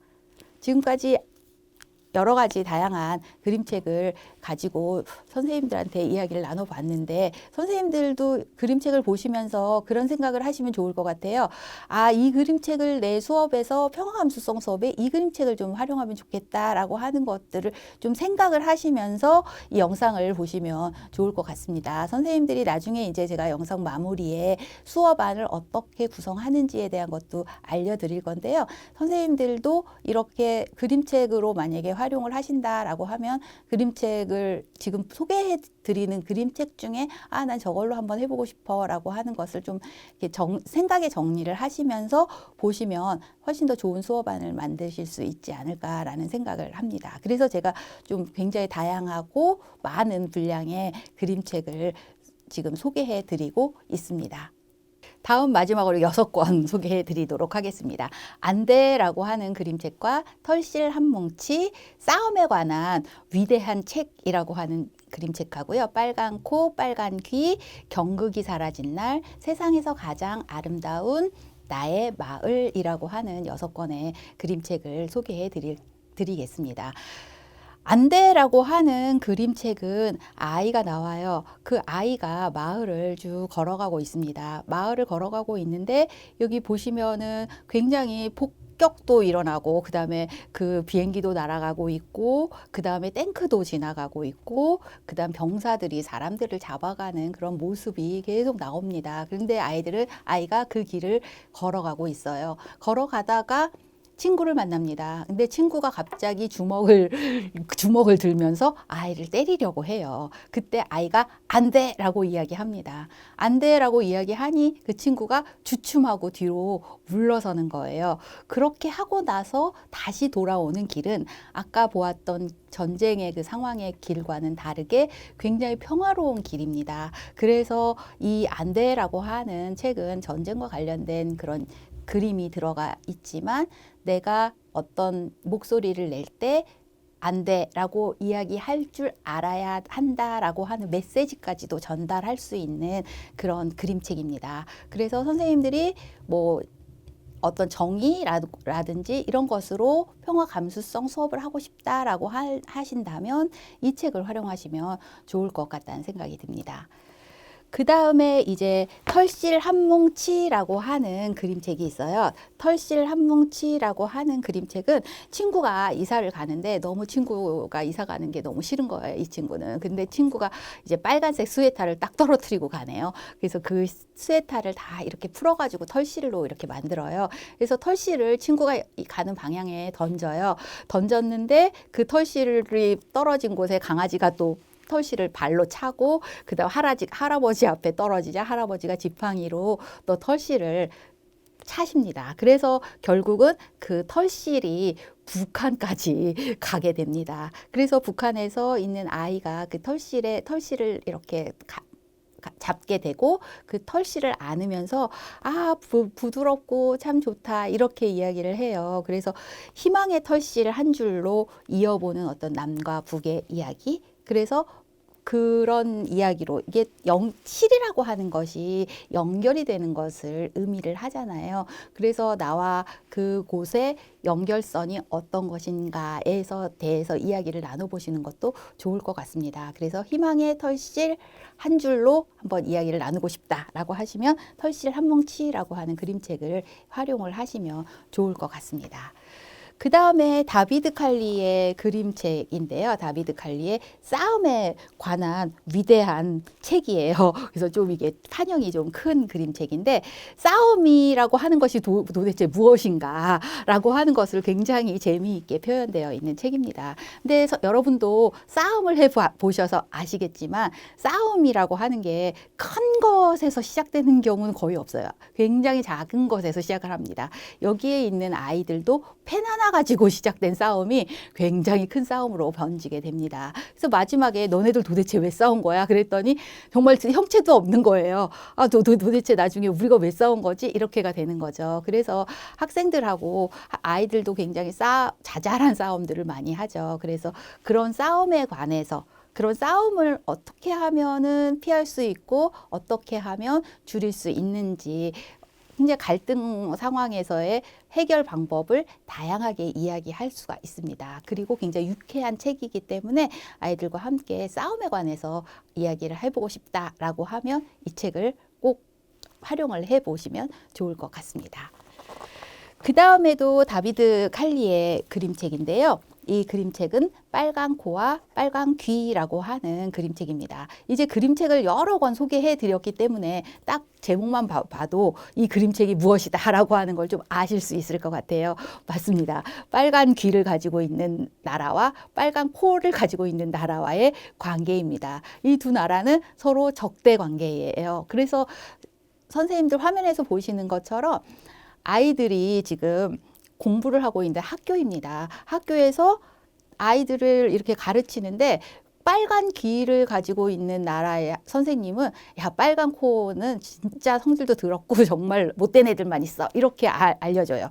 그 다음에 빨간 코 선생님은 저 빨간 귀인 그 나라 사람들은 다 멍청해 이렇게 하면서 계속 그렇게 부정적인 이야기만 하고 있어요. 그런데 나중에 이 친구들이 궁금한 거예요. 정말 멍청하고 정말 과격한 사람일까 하고 봤더니 정말 착하고 좋은 아이들인 거예요. 그래서 결국 아이들끼리 서로 친하게 되면서 두 나라가 평화를 이루는 그런 이야기입니다. 그래서 이거는 어떻게 보면 요즘에 낙인 효과라고 해가지고 코로나19로 인해서 저 사람이 코로나에 걸리고 싶어서 걸린 건 아니잖아요. 그런데 걸렸다는 이유만으로도 그 사람에 대해서 낙인을 찍는 그런 걸로 굉장히 갈등이 많이 일어나고 있잖아요. 그래서 그렇게 빨간 코를 가진 사람은 무조건 그런 사람이야. 빨간 귀를 가지고 있는 사람은 무조건 그런 사람이야 라고 하는 낙인을 찍는 그런 일에 관해서 선생님들이 이야기를 나누고 싶다라고 하시면 이 책을 가지고 이야기를 하시면 좋을 것 같아요. 이 책을 만약에 하신다라고 하면 영화 중에 조조 래빗이라고 하는 영화가 있습니다. 거기서도 그 아이들이 나오는데 유대인에 대해서 굉장히 안 좋은 이야기를 계속 독일의 아이들에게 해주는 거예요. 그래서 유대인은 뿔이 달려 있고 진짜 몹쓸 인간들이다 이렇게 생각을 하는데 진짜 유대인을 만났는데 전혀 그렇지가 않은 거죠. 그래서 조조 래빗과 그 다음에 빨간 귀, 빨간 코를 같이 연결해서 평화 감수성 수업을 진행해 보시는 것도 좋을 것 같습니다. 그 다음에 이제 경극이 사라진 날이라고 하는 그림책이에요. 경극은 중국에서는 굉장히 그 자부심을 갖고 있는 그런 어떤 컨텐츠잖아요. 그런데 여기 아이의 집에 이제 경극으로서는 정말 최고 국민 배우이신 분이 오십니다. 그래서 그 경극하는 동안 한 2주 정도를 이 집에 머물게 돼요. 그래서 이 아이는 그분이 막 이렇게 연습하고 하는 모습을 보고 너무 환타지적으로 너무 좋았던 거죠. 그런데 결국 거기에 일본군이 침략을 하게 되고 이 배우분은 이제 그 지역을 떠나시게 됩니다. 떠나시면서 침략자를 위해서 나는 일을 하고 싶지 않다라고 하시면서 경극을 이제 더 이상 하지 않으시는 거예요. 그래서 결국 경극이 사라지게 되는 거죠. 그래서 전쟁이라고 하는 것이 얼마큼 무모하고 그다음에 우리가 정말 소중하게 가지고 있는 것들을 다 한순간에 없애는지에 대한 것들을 알려줄 수 있는 그런 그림책입니다. 그 다음에 여기에서는 경극만 사라졌지만 세상에서 가장 아름다운 나의 마을은 마을 자체가 사라지는 그런 이야기입니다. 그래서 여기에 보시면 굉장히 아름답잖아요. 사계절이 굉장히 아름답고 평화로운 곳인데 전쟁이 일어났습니다. 전쟁이 일어났고 그 마을엔 아무도 없게 되는 그런 메시지로 끝나는 그림책입니다. 그래서 이렇게 전쟁의 어떤 무모함, 그런 것들을 선생님들이 이야기해서 평화 감수성 수업을 하고 싶다라고 하시면 경극이 사라진 날이라든지 아니면 세상에서 가장 아름다운 나의 마을 이런 그림책을 활용하시면 좋을 것 같습니다. 그래서 제가 지금까지 다양한 그림책을 소개해 드렸습니다. 선생님들이 영상을 보시면서 그림책에 관심이 있는 분은 한번 찾아서 전체를 다 읽어보시면 좋을 것 같습니다.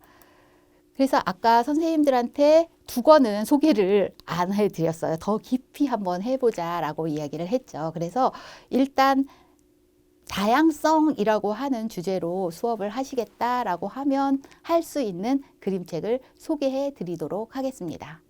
다양성으로는 제가 고른 책은 돌 씹어 먹는 아이입니다. 선생님들이 다양성을 가지고 평화 감수성을 수업하고 싶으시다면 이 책을 활용하시면 굉장히 좋을 것 같아요.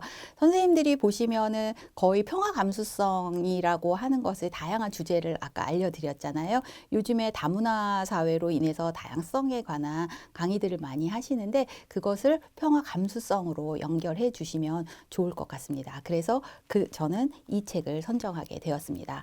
돌 씹어 먹는 아이는 표지에서 보시면 돌을 씹어 먹는 아이입니다. 예, 돌을 씹어 먹는다는 게 이해가 되지가 않죠. 이 아이는 돌이 너무 맛있습니다. 돌만 먹으면 행복해지는 그런 아이예요. 그리고 지금 화면에서 보시는 것처럼 돌도 굉장히 맛도 굉장히 다양하다고 하네요. 그리고 돌을 먹을 때는 아삭아삭해서 그 소리까지도 좋다고 이야기를 하네요. 그리고 어항 속에 있는 그 돌을 먹을 때는 새로운 기억, 옛날에 잊어버렸던 그런 추억들이 생각나게 하고 그 다음에 화분에 있는 돌을 먹으면 풀냄새가 난대요.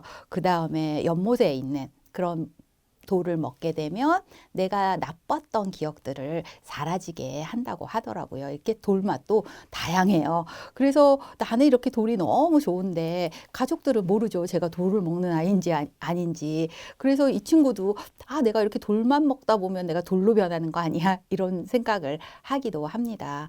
그렇다면 선생님들이 여기까지 보여주시고 이 돌 먹는 아이, 내가 만약에 돌을 먹는 아이라면 부모님들이 모르시고 계시잖아요. 그러면 만약에 그렇다면 나는 부모님들에게 너 좀 이상하다. 왜 밥은 안 먹고 이상하게 뭐 돌 먹는 것 같아? 이렇게 얘기할 때 어떻게 갈등을 해결할 것인지에 대해서 학생들과 같이 수업을 해보시면 좋습니다. 그래서 여기 화면에 나와 있는 것처럼 이렇게 3컷만 보여주시는 거예요. 그래서 나라면 어떻게 할까? 일단 나는 돌을 굉장히 좋아하는 아이입니다. 나는 다양한 곳에서 있는 돌을 먹는 아이예요. 그런데 어느 날 부모님들이 오셔서 너 좀 이상해. 너 왜 이렇게 돌을 먹는 것 같으니? 가방 좀 봐봐. 그 안에 돌 있잖아. 이렇게 하면서 이야기했어. 이 돌은 뭐야? 이렇게 얘기했을 때 나라면 어떻게 해결할 것인지 선생님들은 만약에 그 아이라면 어떻게 하실 것 같으세요? 솔직하게 나 돌 먹는 아이예요. 이렇게 솔직하게 이야기할 수도 있겠죠. 그런데 그렇게 얘기하면 엄마 아빠가 엄청 놀라실 거 아니에요. 그러니까 엄마 아빠가 놀라실 거니까 나 아니에요. 나 돌 먹지 않아요. 난 밥을 얼마나 잘 먹는데요. 밖에서 친구들하고 먹어서 안 먹는 거예요. 이렇게 이야기하기도 하겠죠. 그래서 이렇게 갈등을 해결하는 방법들이 사람마다 다 다릅니다. 그런데 이런 갈등은 내부적인 그런 문제에서 나오기도 하고 외부적으로 나오기도 합니다. 이렇게 내부적인 문제에서 나온다고 하면 아까 돌 먹는 아이는 자기가 돌을 먹으니까 내부적인 거라고 할 수가 있겠죠. 하지만 외부적이라고 또 생각한다면 사회에서 돌 먹는 사람을 인정을 해줄까요? 그렇지가 않죠. 그래서 내부적인 것과 외부적인 것이 같이 혼합되어 있는 그런 갈등이라고 보시면 될 것 같아요. 그래서 이렇게 문제를 해결하는 것도 굉장히 다양하다고 이야기를 합니다. 파울린과 스쿨러라고 하는 사람은 문제 해결을 시간 흐름에 따라서 분류를 했습니다. 시간의 흐름은 위기 이전에 대응하는 사람이 있는가 하면 위기 중에 하는 사람이 있고 위기가 끝난 후에 하는 사람도 있습니다. 그래서 이렇게 뭐 일단은 유비무환이라고 해서 그 일이 발생될 거라고 예상을 하고 미리 준비하는 사람은 미리 이제 위기 전에 문제를 해결하는 사람이라고 할 수 있겠죠. 만약에 돌 씹어 먹는 아이가 분명히 엄마 아빠가 나를 좀 수상하게 생각할 것 같아 라고 생각한다면 위기 전에 갈등 해결을 한다 그러면 어떻게 해야 될까요? 그렇죠. 일단 우리 동네에 보니까 어떤 아이가 돌을 먹는 아이가 있어 뭐 이렇게 흘린다던가 아니면 흙 먹는 아이도 있어 뭐 이렇게 이야기하면서 엄마 아빠가 조금은 더 스폰지처럼 완충이 될 수 있게끔 그렇게 위기 전부터 미리 이렇게 얘기할 수도 있겠죠. 그 다음에 위기 중에 바로 이제 물어봤을 때 난 어떻게 대답할 것인지 바로 이제 그거는 이제 위기가 왔을 때 바로 대처하는 사람이라고 하겠죠. 그리고 위기 후라고 하면 일단 엄마 아빠가 그렇게 얘기했을 때 나 지금 빨리 학원에 가야 되는데 이렇게 그 자리를 피하고 이제 고민을 좀 하다가 그 다음에 하는 그런 대응 방법이 있을 수도 있겠죠. 그리고 이제 능동적으로 자기가 직접 하는 사람이 있는가 하면 수동적으로 문제 해결을 하는 사람도 있어요. 그래서 수동적으로 하는 사람은 내가 직접 얘기하는 것보다는 뭐 친구가 대신 이야기하게 한다던가 아니면은 돌 씹어 먹는 그 사람들이 또 있을 거잖아요. 그래서 그 사람한테 데리고 와서 돌 먹는 게 아무것도 아닙니다. 뭐 이렇게 이야기를 해달라고 한다던가 해서 자기가 스스로 해결하기보다는 다른 사람의 손을 빌려서 문제 해결을 하기도 합니다. 그래서 선생님들도 이렇게 갈등 해결 상황에서 어떻게 내가 해결하느냐를 계속 한번 해보세요. 그러면 패턴이 나오실 거예요. 그래서 뭐 어떤 사람은 항상 자기 스스로만 하는 사람이 있고 어떤 사람은 항상 다른 사람의 손을 빌려서 하는 사람이 있고 어떤 사람은 그 문제가 발생됐을 때 무조건 외면부터 하는 그런 사람도 있습니다. 그런데 문제 해결, 갈등 해결하다 보면 패턴이 거의 비슷하게 나와요. 그러면 나의 패턴은 그것이 맞습니다. 그러면 맨날 나 혼자 해결했던 사람은 주변을 돌아보면 나를 도와줄 사람이 있거든요. 그렇기 때문에 내가 너무 나 혼자 머리 싸매고 있다가 나 혼자 해결하는 사람은 주변을 좀 돌아보는 그런 훈련을 해보시면 갈등을 훨씬 더 유연성 있게 해결할 수 있다고 생각합니다. 그리고 저 같은 경우도 마찬가지로 저는 다른 사람의 손을 빌리는 그런 스타일입니다. 그래서 수동적인 문제 해결을 하는 그런 문제 해결을 하다 보니까 그런 패턴이 제가 가지고 있더라고요. 그래서 그렇게 되다가 보니까 내가 좀 스스로 하는 문제 해결을 하는 걸 좀 배워야겠다. 그래서 요즘에는 연습을 많이 하고 있습니다. 그래서 이렇게 수동적으로 문제 해결을 하는 사람은 그 누군가의 도움을 청하기 전에 내가 먼저 해볼 수 있는 건 없을까라고 하는 것을 먼저 고민해 보면서 문제 해결 패턴을 좀 바꿔보시는 것도 좋습니다. 그리고 외면을 하는 분들은 너무 외면한다고 문제가 해결되는 건 전혀 아니거든요. 그래서 외면하는 그런 패턴을 조금 바꿔보시는 연습을 하시는 게 좋습니다. 그리고 이렇게 문제 해결 방법에 대한 그런 강의로 평화 감수성 수업을 하시면 아이들이 다양한 문제 해결 방법을 말할 거잖아요. 그러면 아이들 스스로 이 문제 방법은 해결 방법은 하나라고 생각했는데 정말 다양하게 문제 해결 방법이 있구나라고 하는 것을 알 수가 있습니다. 그리고 여기 던햄이라고 하는 분은 그 대응의 주체에 따라서 문제 해결 방법을 분류를 했습니다. 그래서 내부적인 대응도 있고 외부적인 대응도 있습니다. 내부적 대응은 개인이 하는 거겠죠. 그리고 외부적인 대응은 어떤 주변에 있는 어떤 그 자원을 활용하는 그런 해결 방법이라고 보시면 될 것 같습니다. 그래서 여기 그래프가 있는데요. 여기 자신의 목표가 있고 그 다음에 타인과의 관계가 있습니다. 자신의 목표가 굉장히 높아요. 나는 꼭 이걸 이루고 말 거야 라고 하는 생각을 하고 있어요. 그런데 타인과의 관계는 별로 좋지 않아요. 남을 배려하는 사람이 아니에요. 그렇다면 그 사람은 어떻게 문제 해결을 하겠죠? 예, 맞짱부터 뜨겠죠. 일단 먼저 경쟁 대립형으로 바뀝니다. 그래서 무조건 내 의견을 관철시키기 위해서 주변에 있는 사람 얘기 듣지 않고 무조건 밀고 나가는 거죠. 그래서 이런 문제 해결하는 방법, 좋은 방법이라고 할 수가 없겠죠. 자신의 목표가 없어요, 아예. 그런데 타인과의 관계도 별로 좋지 않아요. 이런 사람들은 문제 해결을 거의 회피형으로 합니다. 가장 안 좋은 문제 해결 방법이라고 합니다. 자신의 목표는 낮아요. 그런데 사람과의 관계는 엄청 좋은 사람들이 있습니다. 누구든 저 사람 정말 좋은 사람이야. 법 없어도 사는 사람이야.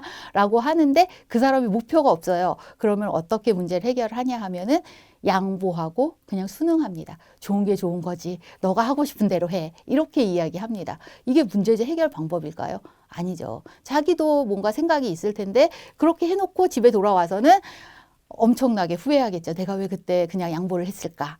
그렇다면 가장 좋은 문제 해결 방법은 나의 목표도 높고 사람과의 관계도 높은 경우입니다. 이런 경우에는 내가 사람과의 관계도 유지해야 하고 내 의견도 관철시키기 위해서 협동을 하게 되겠죠. 그리고 타협하고 절충을 하게 되겠죠. 그래서 가장 좋은 문제 해결 방법은 서로 토의해서 이야기 나누어서 서로에게 좋은 방향으로 가는 것이다 라고 할 수 있습니다. 그래서 이 돌 씹어 먹는 아이의 마지막을 이제 선생님들이 전에 이제 어떻게 이야기할 것인가에 대한 것들을 이야기를 충분히 나누신 후에 그 다음 뒷이야기를 해주시면 됩니다. 뒷이야기, 이 아이는 돌직구로 날렸습니다. 예, 저 돌 먹는 아이예요 라고 얘기했어요. 부모님이 어떤 반응을 보이셨을까요? 아빠가 얘기하십니다. 사실은 나는 흙을 먹어. 엄마는 나는 볼트와 너트 못을 먹는단다. 누나는 나는 지우개를 먹어. 이렇게 이야기하면서 네 명이서 펑펑 울어요. 왜냐하면 자기가 속에 계속 가지고는 있지만 얘기를 하지 못했던 거예요, 그동안. 근데 이 친구가 나 돌 먹는 아이예요 라고 얘기함으로 해서 자기가 가지고 있던 비밀을 모두 다 오픈할 수 있었던 거죠. 그래서 이 가족 네 명은 도시락을 싸가지고 사단 도시락을 싸가지고 소풍을 가게 됩니다. 4단 도시락은 아빠가 좋아하는 흙과 그다음 엄마가 좋아하는 볼트너트, 그다음에 누나가 좋아하는 지우개, 그다음에 내가 좋아하는 돌이겠죠. 4단 도시락을 싸가지고 이제 소풍을 가서 굉장히 행복하게 각자가 좋아하는 것을 먹습니다. 그 다음 마지막에 그 말이 하나가 더 나와요. 뭐라고 하냐 하면은 우리는 굉장히 행복하게 소풍을 마쳤고 서로에게 자기 것을 권하지 않았다라고 이야기합니다.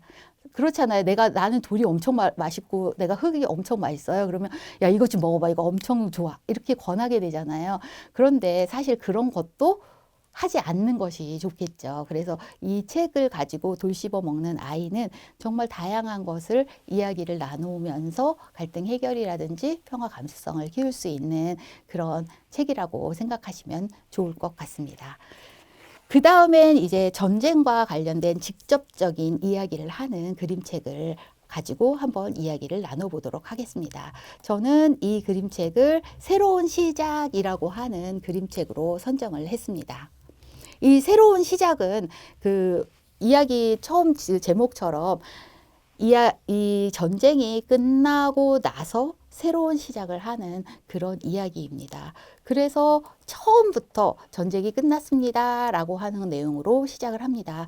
선생님 이게 그림들을 보시면 굉장히 폐허가 되어 있는 그런 모습이 보일 거예요. 이 유모차도 보이는데 유모차도 모두 다 망가지고 자전거도 망가졌죠.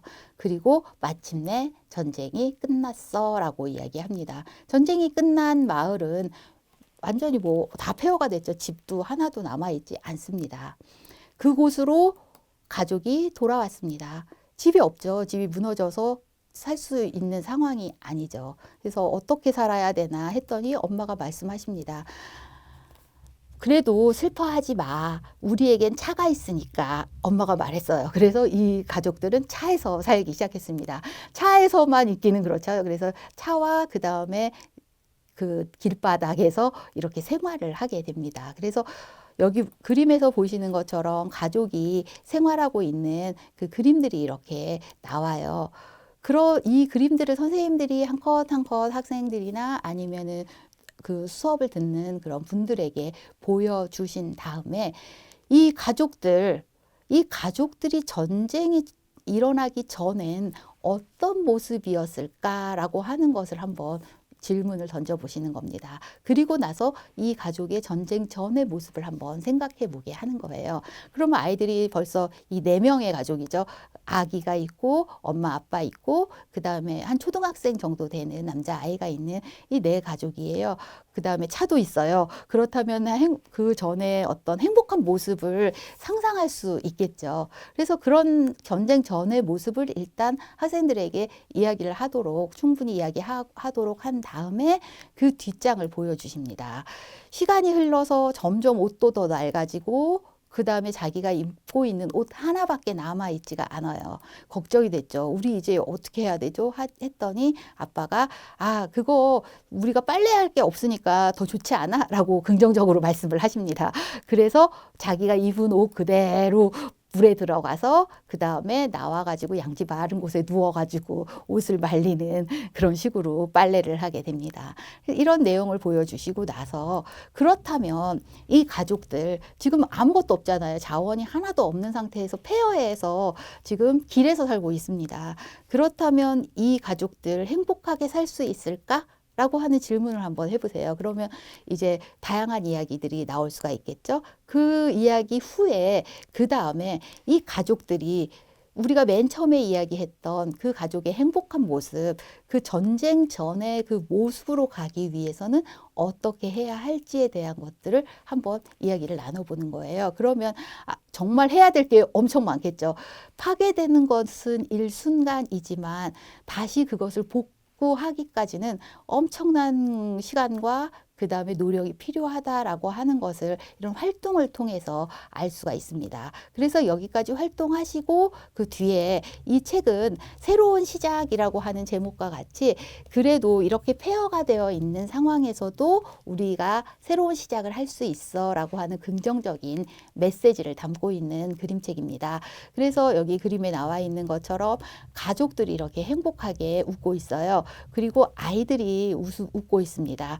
그리고 어른 할아버지께서 아이들에게 이야기를 나누어 주고 있습니다. 그래서 이렇게 전쟁을 이겨낼 수 있는 것은 가족과 그 다음에 아이들과 그 다음에 훌륭한 어른이 있어야 한다라고 하는 그런 메시지를 주는 그런 그림책입니다. 그래서 선생님들이 전쟁과 직접적인 그림책을 선정을 해서 평화 감수성을 수업하고 싶다라고 하시면 이 책을 선정하시면 좋을 것 같습니다. 그래서 제가 이제 그림책이라든지 영화라든지 이런 걸 가지고 평화 감수성 수업을 하다가 보면 이렇게 직접적으로 전쟁을 보여주는 그림책도 좋지만 그냥 갈등 상황인 그림책을 가지고 선정하셔서 하시면 그것도 굉장히 좋은 그 수업이 되더라고요. 근데 이야기에는 갈등이 없을 수가 없습니다. 왜냐하면 갈등이 없는 그림책은 재미가 없기 때문에 그 책은 나올 수가 없어요. 그래서 모든 그림책에는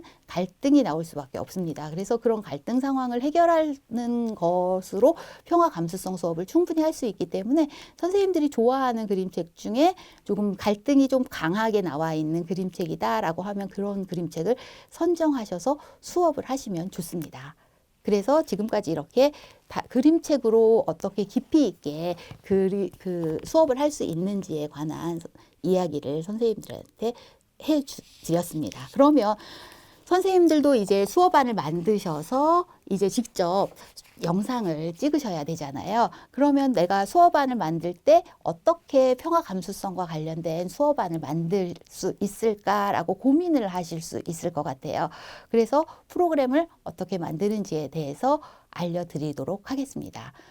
일단 선생님들이 수업안을 만드시기 전에 대상을 먼저 생각을 하셔야겠죠. 나는 청소년을 대상으로 해야 될까? 아니면 성인을 대상으로 해야 될까? 이런 대상을 먼저 선정을 하시는 게 좋아요. 그 다음에 주제는 평화 감수성이죠. 대주제는 평화 감수성인데 이 평화 감수성을 키우기 위해서 나는 평화라고 하는 이야기로 하겠다. 아니면 식민 트라우마로 하겠다. 분단으로 하겠다. 이산으로 하겠다. 통일로 하겠다. 이런 소주제가 있겠죠. 그렇다면 이 소주제를 어떤 것으로 선정할 것인지에 대한 것을 선정을 하셔야겠죠. 그리고 나서 그렇다면 이런 교육을 효과적에 하기 위해선 어떤 도구를 활용할까를 또 고민을 하셔야겠죠. 근데 거의 대부분 요즘 강의식 강의는 거의 없습니다. 그래서 내가 지식을 전달하는 식의 강의는 거의 없다. 그리고 그것은 지루해서 누구도 듣지 않는다. 그리고 요즘에는 핸드폰 열어서 초록창에 무엇이든지 물어볼 수 있는 상황입니다. 그렇기 때문에 그 어떤 지식적인 전달을 하는 강의는 좀 배제하는 것이 좋다고 생각합니다. 특히 평화 감수성 수업은 서로 이야기를 나누고 그 다음에 그런 이야기를 나누는 그 중간에 내가 정말 평화를 이루기 위해서는 이렇게 해야겠어 라고 하는 느낌을 줄 수 있는 강의를 구성하셔야 된다고 생각합니다. 그래서 선생님들은 어떤 강사로서 어떤 지식 전달의 역할이 아니라 그 강의에 참여하시는 분들을 어떻게 하면 이야기를 많이 끌어낼 수 있을까를 고민하시는 게 좋을 것 같아요. 그러기 위해선 다양한 도구가 필요하겠죠. 그때 사용하는 도구가 영화일 수도 있고 그림책일 수도 있고 애니메이션일 수도 있고 광고일 수도 있고 사진이나 그림 카드를 활용하실 수도 있습니다. 그런데 저도 마찬가지로 오늘 영화로 평화 감수성 수업을 할 거야 라고 할 때 영화만 하는 게 아니라 마지막 메시지는 그림책으로도 할 수가 있습니다. 그래서 영화를 한다고 할 때 그림 카드를 활용한다던가 해서 이렇게 두 가지를 혼용하셔서 쓰시면 좋은데 이거를 모두 다 좋기 때문에 이걸 모두 다 해 라고 하면은 수업이 너무 혼란스러워집니다. 그래서 한 2개 정도는 이렇게 혼용해서 쓰셔도 좋을 것 같습니다. 그렇다면 어떤 텍스트를 지금 활용하시는 거잖아요. 그럼 평화 감수성에 대한 그 수업을 하신다라고 하면 이제 수업에 전체적으로 도입 단계가 있고 그 다음에 전개 단계가 있고 마무리가 있습니다. 이렇게 3단계로 나누어서 수업을 구성하시게 되는데요. 도입 단계는 일단 오늘 내가 하려고 하는 그 수업에 대한 메시지를 먼저 정확하게 심어주는 게 좋겠죠. 그래서 저는 도입 단계에서는 평화에 대한 정의를 내려보는 그런 시간을 갖습니다. 그래서 이런 평화의 정의를 뭐 포스트잇을 가지고 할 수도 있고 이미지 카드를 가지고 할 수도 있겠죠. 그리고 이렇게 그림책을 가지고 활용을 하신다라고 하면 그림책은 표지에 거의 대부분 모든 것을 담고 있기도 합니다. 그래서 선생님들이 표지를 가지고 한 10분 정도 도입 단계에서 이야기해 주시는 것도 굉장히 좋습니다. 그래서 표지를 보고 충분히 이야기를 나눈 다음에 그 다음에 내용으로 들어가시도록 하면 좋습니다. 그래서 2단계 전개 단계는 일단 텍스트와 관련된 뭐 영화를 봤다던가 그림책을 봤다던가 아니면은 뭐 애니메이션을 봤다라고 하면 그것과 관련된 질문을 만들어야겠죠. 그래서 질문을 만들고 답을 하는 것을 선생님들이 유도를 하셔서 그것을 가지고서는 이야기를 충분히 나눌 수 있도록 하시면 좋습니다. 그런데 학생들 같은 경우에는 질문 한번 만들어 봐라 그러면 요즘에 아이들이 질문을 많이 하지 않기 때문에 질문 만드는 것이 굉장히 어렵습니다. 그래서 질문을 만들어 봐라고 하지만 선생님도 질문을 좀 많이 뽑아 가시는 게 좋습니다. 그래서 아이들이 질문과 선생님이 가지고 있는 질문을 또 합해서 이야기를 하시면 훨씬 더 풍성한 그런 수업이 될 수 있을 거라고 생각됩니다. 그래서 마지막에는 그 이야기의 토론 주제를 정해야 되겠죠. 그래서 토론 주제를 정해서 조별로 나누어서 여러 가지 토론 기법을 선생님들한테 그 기본 과정 때 다양한 토론 기법을 알려드렸거든요. 그래서 그런 선생님들이 가지고 있는 그런 토론 기법을 활용해서 토론을 하도록 하면 좋겠죠. 그 다음에 이제 마무리 단계가 되는데 마무리 단계는 조금 이제 수업을 하면서 여러 가지 이야기를 충분히 나누었잖아요. 그렇다면 마무리는 내가 생각하고 있는 생각을 좀 정리하는 걸로 수업을 마무리하시면 좋습니다. 그래서 광고 문구를 만들어서 이제 발표를 한다던가 아니면 5줄 쓰기 뭐 이런 것도 하셔도 되고, 5줄까지 쓰는 거는 너무 시간이 모자란 것 같아. 그러면 한 줄, 한 문장으로 오늘의 이야기를 정리하는 걸로 하셔도 되고요. 저 같은 경우는 마무리를 빙고 게임도 많이 합니다. 오늘 나왔던 이야기 중에 내가 생각나는 걸로 한 9칸 빙고 정도 해서 9칸을 단어를 다 적는 거예요. 오늘 나온 이야기를. 그럼 아이들이 쓰겠죠. 그래서 빙고를 이렇게 이야기하면 오늘 맞아 저런 이야기도 나왔었어. 저런 이야기도 나왔었어 하는 것으로 되새김할 수가 있기 때문에 마무리로 빙고도 많이 활용을 하고 있습니다. 그래서 선생님들도 이렇게 다양하게 선생님들이 가지고 있는 그런 여러 가지 기법을 활용해서 수업안을 정리를 하시면 좋을 것 같습니다. 그래서 여기 보시면 선생님들이 제안서를 이제 쓰셔야 하는데, 제안서 양식을 저는 이 양식을 많이 쓰거든요. 그래서 강의 계획서를 보시면 일단 언제 하는지, 일시, 시간 몇 시간인지, 그 다음에 대상이 누구인지 요거부터 먼저 정하셔야지. 영화를 뭐 중학생 같은 경우에 45분 수업이잖아요. 그런데 영화를 45분을 보여주면 1시간을 거의 영화를 보여주게 되는 거잖아요. 그렇게 편집을 하시면 안 되겠죠. 하지만 성인 강의 같은 경우 2시간이다 하면 45분 정도 영화 보여주셔도 괜찮습니다. 하지만 학생들인 경우는 한 25분 정도로 다시 편집을 하시는 게 좋습니다. 그래서 선생님들이 대상을 누구로 하느냐, 시간을 몇 시간을 하느냐에 따라서 수업안이 많이 바뀌겠죠. 그 다음에 제목. 이제 내 강의에 네이밍을 하시고, 그 다음에 수업을 최소한 나는 이 수업은 이 정도는 좀 아이들이 느꼈으면 좋겠어, 대상자가 느꼈으면 좋겠어 하는 목표가 있으실 거예요. 그 목표, 그 다음에 이 수업으로 우리가 받을 수 있는 어떤 기대 효과 이런 것들을 정리를 하신 다음에 아까 설명해 드린 것처럼 도입, 전개, 마무리 이렇게 수업을 2시간짜리 수업을 구성하신다고 하면 이렇게 수업을 구성하시면 좋을 것 같아요. 만약에 초등학교 대상이라면 40분이고 중학교면 45분, 고등학생이면 50분입니다. 성인 대상 강의도 2시간 강의면 중간에 한 10분 정도는 쉬도록 하셔야 돼요. 그래서 50분 이렇게 강의 시간을 잡으시면 좋을 것 같습니다. 그래서 제가 한번 만들어 보았는데요. 저는 이제 중고등학생을 대상으로 했는데 여기 45분으로 했거든요. 그래서 45분으로 이제 맞추어 가지고 영화와 그다음에 그림책을 가지고 평화 감수성 수업을 할 수 있는 그런 강의안을 만들었습니다. 그래서 제목은 내 안의 평화를 깨우자라고 하는 그런 제목으로 제가 강의안을 만들었어요. 그래서 선생님들도 이 강의안을 참고로 해서 선생님이 하려고 하는 주제, 그 다음에 목표, 그 다음에 텍스트 어떤 것을 도구를 활용할 것인지를 정하셔서 도입, 전개, 마무리로 정리를 하셔서 한 2시간 정도 강의로 선생님들이 구성을 하시면 좋지 않을까라는 생각이 듭니다. 예, 지금까지 제가 평화와 관련된 평화 감수성을 어떻게 하면 효과적으로 교육할 수 있을까라고 하는 질문에 답을 좀 드릴 수 있는 그 강의를 진행을 했습니다. 어떠셨는지 잘 모르겠지만 다시 보실 수가 있다면 그림책과 관련된 여러 가지 다양한 그림책을 소개해 드렸기 때문에 그 그림책을 다시 한번 보시면서 내 강의에 어떤 그림책을 쓰면 좋을까라고 하는 것을 다시 한번 보시면 좋을 것 같습니다. 지금까지 평화 감수성 교수법에 관한 강의를 한 김현주였습니다. 감사합니다.